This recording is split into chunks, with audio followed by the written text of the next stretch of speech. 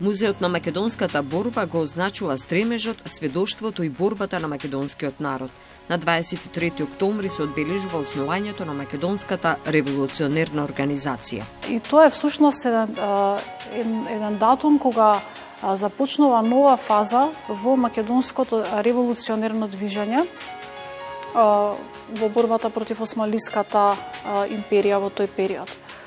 Најпрво биле прво македонските востанија, Разловечкото, Кресненското востание во 1876-1878, но тие биле востанија со локален карактер. За разлика од нив, веќе со формирањето на македонската револуционерна организација, македонското движење добива нова димензија, односно добива поорганизирана форма, предводена од страна на македонската интелигенција. Оваа организација ќе постави за цел да го подготви македонското население на едно општо народно востание со цел извојување на политичка автономија на Македонија. Музеот на македонската борба представува специјализиран историски музеј, кој што ја представува поновата македонска историја, почнувајќи од ајдутското движење како прва форма, прв вооружен отпор во Македонија против османлиската власт, ги представува првите востанија, Разловечкото, Кресненското, формирањето на македонската револуционерна организација, Илинденското востание, патот кон независноста, Првата, Втората светска војна и на крајот формирањето на македонската независна држава 8 септември 1991. И сето тоа е хронолошки прикажано преку уметнички слики, преку восочни фигури кои што ги прикажуваат поистакнатите личности од македонската историја од тој период, предмети, оружје, мебел и слично. Музеот е сместен во објект од 6435 квадратни метри нето површина.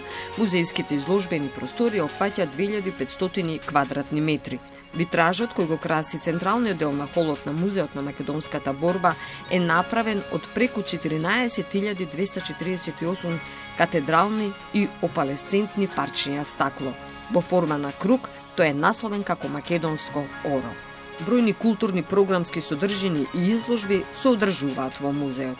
Во рамките на програмските активности за оваа година, кои што се поддржани од Министерството за култура финансирани, тука се проектите измени и дополнување на поставката за периодот Македонија во поилинденскиот период.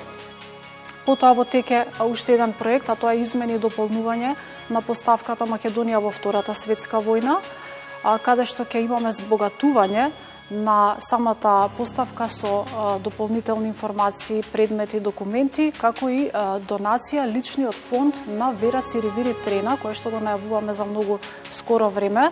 Значи со лични фондови, тоа е главната цел на музеите, прибирање на дополнителни предмети, материјали, донации од семејствата на одредени личности од македонската историја, со тоа се збогатува музејскиот фонд.